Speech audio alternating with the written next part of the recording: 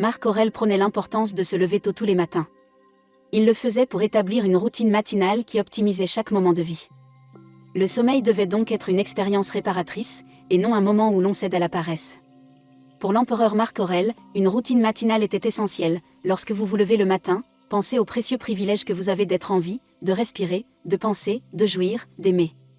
Dans cette optique, comment pouvons-nous cultiver des matins qui s'alignent sur cette appréciation stoïque de la vie ? Aujourd'hui, nous vous présentons une routine matinale ancrée dans la sagesse du stoïcisme, afin de donner le ton à une journée paisible et pleine d'objectifs. Avant de commencer, j'apprécierais que vous aimiez la vidéo afin que vous puissiez m'aider à continuer à diffuser la philosophie stoïcienne. Si vous n'êtes pas abonné, je vous recommande de vous abonner et d'activer la cloche pour ne manquer aucune vidéo. Premièrement, réfléchissez à la nature éphémère de la vie. L'un des piliers fondamentaux de la philosophie stoïcienne est la compréhension et la reconnaissance profonde de la nature impermanente de toutes les choses. Chaque matin, avant que le monde ne commence, c'est la cacophonie. Prenez un moment pour vous imprégner de cette vérité. Trouvez un coin tranquille où vous pouvez vous asseoir sans être dérangé. Veillez à adopter une posture détendue mais droite, reflet physique de l'équilibre que vous cherchez à atteindre entre le calme et la vigilance. Fermez les yeux et visualisez la vaste étendue de l'univers. Imaginez les étoiles qui naissent et meurent, les galaxies qui tournent dans la danse du temps de ce ballet cosmique. Imaginez la Terre comme un minuscule point dans ce point. Pensez à l'essor et au déclin des civilisations, aux montagnes qui se sont dressées et aux rivières qui ont parcouru des chemins. Maintenant, rapprochez-vous et pensez à votre propre vie ou à votre mariage, qui n'est qu'un clin d'œil dans le grand ordre des choses. Cette visualisation n'a pas pour but de diminuer notre importance. Mais pour comprendre la préciosité et la brièveté de notre existence, la compréhension de la nature éphémère de la vie est un rappel poignant. Tout d'abord, cela souligne la valeur de chaque jour.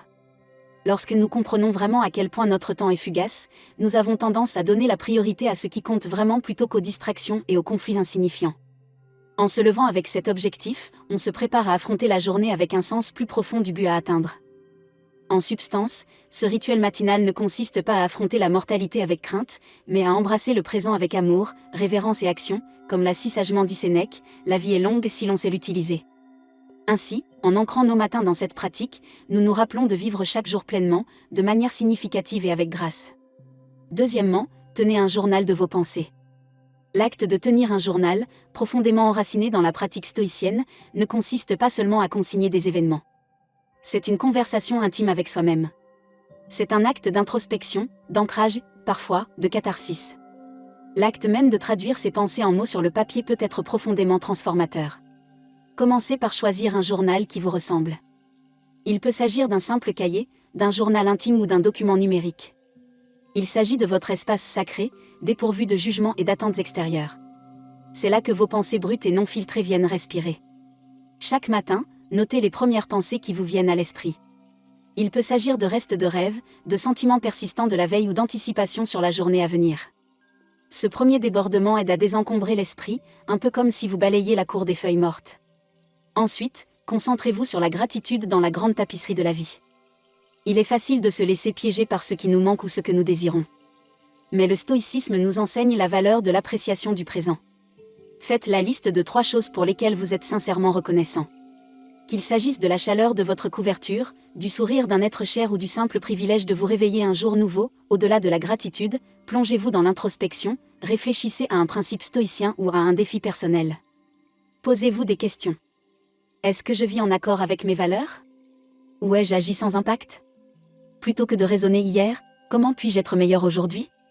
Il ne s'agit pas d'un exercice d'autocritique, mais plutôt d'un exercice de connaissance de soi et de croissance. Enfin, fixez une intention pour la journée. Dans votre journal, écrivez une affirmation simple ou un engagement basé sur les vertus stoïques que sont la sagesse, le courage, la justice et la tempérance. Cela vous servira de boussole morale et guidera vos actions et vos décisions tout au long de la journée. N'oubliez pas que votre journal est un miroir qui reflète votre monde intérieur. C'est un outil, un ami, un mentor. Marc Aurèle, ses Méditations, l'un des textes stoïciens les plus influents, a commencé par tenir son journal personnel. C'était sa façon de se rappeler les principes stoïciens, de comprendre ses actions et de naviguer dans les complexités de la vie. Troisièmement, fixer des intentions quotidiennes, pas des objectifs. Si les objectifs et les intentions nous guident tous deux sur la voie à suivre, ils le font de manière fondamentalement différente.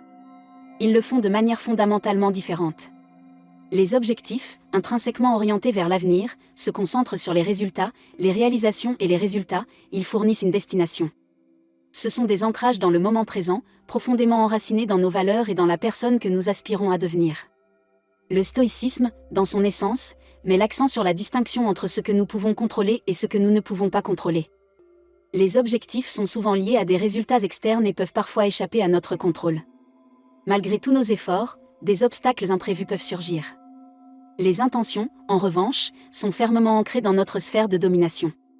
Ce sont des affirmations quotidiennes de nos valeurs personnelles, un choix conscient de la façon dont nous souhaitons naviguer dans le monde, indépendamment des circonstances extérieures. En commençant votre matinée, après avoir fait le vide dans votre esprit en tenant un journal, réfléchissez au type de journée que vous souhaitez vivre plutôt que de vous concentrer sur les tâches à accomplir. Demandez-vous qui vous voulez être aujourd'hui. Avez-vous l'intention d'être patient, d'accueillir chaque moment comme il vient sans vous précipiter ? Avez-vous l'intention d'être compatissant envers vous-même et envers les autres, en comprenant que chacun mène son propre combat ? Ou peut-être avez-vous l'intention d'être courageux, de faire face aux défis et de sortir de votre zone de confort ? Notez ces intentions, elles pourraient ressembler à ce qui suit. Aujourd'hui, j'écouterai plus que je ne parlerai, j'aborderai les conflits avec compréhension ou je trouverai des moments de calme au milieu du chaos. Il ne s'agit pas de tâches à cocher. Ce sont des rappels du caractère que vous aspirez à incarner. Comme l'a joliment dit Sénèque, ce n'est pas ce que l'on porte qui importe, mais la manière dont on le porte. Les intentions sont notre boussole quotidienne dans cette entreprise. Elles guident nos réactions, nos décisions et nos comportements. Elles sont plus que de simples aspirations passives. Elles deviennent des choix actifs qui façonnent notre journée. En fixant des intentions quotidiennes, vous vous engagez non pas à obtenir des résultats, mais des vertus. Vous ne définissez pas le succès par ce que vous obtenez, mais par la façon dont vous agissez, réagissez et existez dans le monde. Il s'agit d'un profond changement de perspective, qui s'aligne parfaitement sur la sagesse stoïcienne et qui garantit que, quelle que soit l'imprévisibilité de la journée, vous avez une vision claire de votre parcours personnel. Quatrièmement, il faut accepter l'inconfort dans notre monde moderne. Le confort est devenu une attente, un critère de progrès. Pourtant, les stoïciens, avec leur profonde sagesse, reconnaissaient que la recherche incontestée du confort pouvait être un obstacle à l'épanouissement personnel. Ils croyaient en la pratique délibérée de l'introduction de petits inconforts comme moyen de fortifier l'esprit, de cultiver la résilience et de s'assurer que l'on est prêt à faire face aux inévitables adversités de la vie. Un philosophe stoïcien, Sénèque, a conseillé un jour de mettre de côté un certain nombre de jours pendant lesquels vous vous contenterez de la nourriture la plus maigre, la plus élevée et la moins chère, de vêtements grossiers et rudes, en vous disant pendant ce temps-ci c'est la condition que je craignais, l'essence derrière cela n'étant pas de promouvoir une souffrance inutile, mais de briser les chaînes de la dépendance au confort extérieur et de nous rappeler notre force innée. Lorsque vous commencez votre journée, pensez à de petites façons d'introduire un inconfort volontaire. Il peut s'agir de prendre une douche froide pour vous réveiller en sursaut et revigorer vos sens. Cet acte favorise non seulement la vigilance physique, mais sert aussi de baptême métaphorique, en éliminant l'inertie et en vous rappelant votre capacité à endurer et à prospérer. Vous pouvez aussi choisir de sauter la première tasse de café, pour vous rappeler que votre volonté et votre dynamisme viennent de l'intérieur, et non de stimulants externes. Vous pouvez également envisager des pratiques plus réfléchies, comme prendre 10 minutes pour méditer sur une épreuve passée, reconnaître la force dont vous avez fait preuve et la croissance qui en a découlé, ou choisir d'aller au travail à pied ou à vélo plutôt qu'en voiture, en vous permettant d'être présent dans l'environnement et en acceptant l'effort physique. C'est un témoignage des capacités de votre corps. L'objectif est double. Tout d'abord, ces actes quotidiens d'inconfort servent d'entraînement pour l'esprit et le mental. Tout comme un athlète entraîne son corps en sortant régulièrement de sa zone de confort par de petits gestes. Nous nous préparons ainsi aux défis plus importants et imprévus de la vie. Deuxièmement, ils permettent de prendre du recul. En renonçant occasionnellement à certains conforts. Nous apprenons à les apprécier davantage lorsque nous les avons, et à comprendre qu'ils ne sont pas la pierre angulaire de notre bonheur ou de notre satisfaction. En acceptant l'inconfort, vous ne vous punissez pas, vous vous donnez les moyens d'agir. Vous puisez dans un réservoir de force plus profond, vous vous débarrassez de vos dépendances inutiles et vous adoptez un sentiment de liberté stoïque qui naît de la prise de conscience que le véritable contentement est indépendant des conditions extérieures. Cinquièmement, pratiquez la pleine conscience et la méditation. Bien que le stoïcisme et la pleine conscience aient des racines culturelles différentes, la Grèce antique pour le premier et les traditions orientales pour la seconde, ils convergent merveilleusement dans leur volonté de vivre une vie centrée et pleine de sens. Les stoïciens étaient profondément sensibles à la nature du moment présent. Ils pensaient que la plupart des souffrances humaines provenaient du fait que l'on s'attardait sur le passé ou que l'on anticipait anxieusement l'avenir. Épictète a déclaré avec sagesse que les hommes ne sont pas perturbés par les choses, mais par le point de vue qu'ils adoptent à leur égard. Il faisait ainsi allusion à l'importance de nos perceptions et à la puissance du moment présent. Cela ne signifie pas nécessairement s'asseoir dans une position de lotus ou chanter des mantras, à moins que cela ne vous convienne. Il s'agit de vous ancrer dans l'ici et le maintenant. Trouvez un endroit calme et adoptez une position confortable. Fermez les yeux et dirigez votre attention vers l'intérieur. Commencez par observer simplement votre respiration, en sentant la montée et la descente de votre poitrine, ou la sensation de l'air qui entre et sort de vos narines. Votre respiration, toujours présente, sert de point d'ancrage au moment présent. Lorsque votre esprit s'égare, comme c'est souvent le cas, ramenez doucement votre attention sur votre respiration, sans porter de jugement. Une fois installé, étendez votre conscience aux sensations de votre corps. Sentez le poids de votre corps contre la chaise ou le sol. Remarquez la température de la pièce, la sensation du tissu contre votre peau. Reconnaissez ces sensations sans y attacher d'importance. Puis passez doucement à l'observation de vos pensées et de vos émotions, en les visualisant comme des feuilles flottant sur un ruisseau ou des nuages dérivant dans le ciel. La clé ici est le détachement. Vous êtes l'observateur, pas le participant. Cette pratique s'aligne parfaitement sur l'accent mis par les stoïciens sur la distinction entre les événements et les jugements que nous portons sur eux.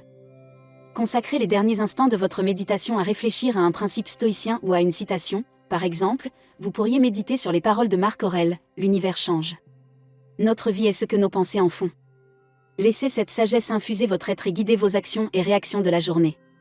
Intégrer la pleine conscience et la méditation dans votre routine matinale est plus qu'un rituel apaisant. C'est un exercice stoïcien qui consiste à reconnaître et à chérir le présent, à discerner entre les événements extérieurs et les réactions internes, et à cultiver une forteresse mentale d'équanimité face aux incertitudes de la vie. Sixièmement, revisiter les enseignements stoïciens. La profonde sagesse contenue dans les enseignements stoïciens offre une boussole intemporelle pour naviguer dans la vie avec grâce, résilience et détermination. Cependant, ces enseignements ne sont pas de simples mots à lire une fois et à oublier. Ce sont des graines de sagesse qui nécessitent une attention constante pour s'épanouir en nous et se manifester dans nos actions quotidiennes. Chaque matin, prenez l'habitude de vous immerger dans la sagesse des maîtres stoïciens. Il peut s'agir des introspections de Marc Aurèle, des lettres éclairantes et réconfortantes de Sénèque ou des discours pragmatiques d'Épictète. Plutôt que de lire ces ouvrages comme n'importe quel autre livre, abordez-les avec révérence et intention. Vous pouvez commencer par vous laisser guider par la sérendipité, en choisissant au hasard un passage d'un texte stoïcien, ou en utilisant un livre de méditation quotidienne dédié aux stoïciens. Cette approche a une certaine magie, car elle vous conduit souvent à un morceau de sagesse qui semble étonnamment pertinent pour votre situation actuelle ou pour la journée qui s'annonce. Une fois que vous avez choisi un passage, prenez le temps d'être vraiment avec lui. Lisez-le attentivement, en laissant chaque mot et chaque sentiment résonner profondément en vous, digérez son essence, visualisez son message et réfléchissez à ses implications. Comment cette sagesse s'applique-t-elle à votre vie ? À quelles vérités universelles fait-elle écho ? Après cette période de contemplation, vous vous sentirez peut-être inspiré pour noter vos réflexions. La rédaction d'un journal est plus qu'une simple mise en place d'un stylo sur du papier. C'est un acte méditatif de traduction, qui convertit la sagesse des anciens en une doctrine personnelle. Au fur et à mesure que vous écrivez, vous pouvez découvrir de nouvelles couches de l'enseignement, peut-être en le voyant à la lumière d'une expérience récente, ou en voyant sa pertinence dans un événement anticipé.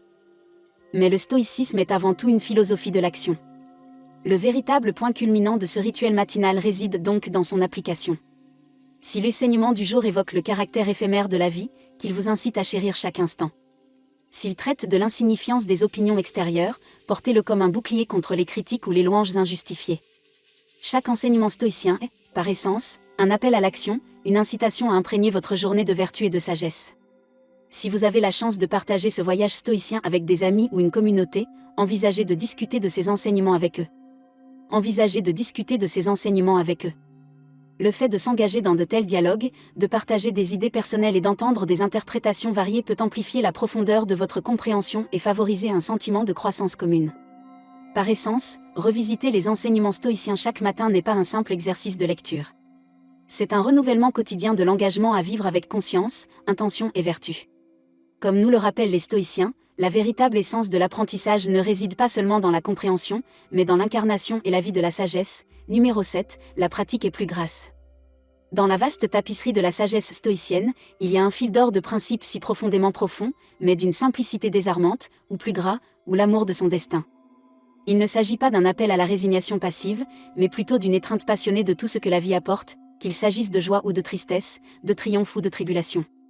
Chaque matin, Alors que le soleil se lève sur une nouvelle journée, nous sommes également accueillis par les incertitudes de la vie, les plans peuvent se tromper, les espoirs peuvent être déçus ou des défis imprévus peuvent émerger. C'est dans ces moments-là que le principe stoïque du « mors farti » nous appelle, il nous invite à ne pas simplement accepter, mais à aimer de tout cœur. Aimer tout ce qui se présente à nous. Imaginez un instant la liberté et la libération qu'offre cette perspective face à l'adversité, au lieu de vous lamenter. Pourquoi cela m'arrive-t-il ? Vous pouvez vous demander comment j'en sortirai grandi. Ou même affirmer que c'est exactement ce dont j'avais besoin. Un tel changement ne banalise pas le poids des épreuves. Au contraire, il met en lumière les aspects positifs, les leçons et la force qui en découlent. S'entraîner à être plus gras le matin. Prenez quelques instants pour vous préparer mentalement à la journée qui s'annonce. Réfléchissez aux défis potentiels que vous pourriez rencontrer. Visualisez-les non pas comme des obstacles, mais comme des éléments nécessaires de votre parcours, triés sur le volet par l'univers pour affiner et définir votre caractère.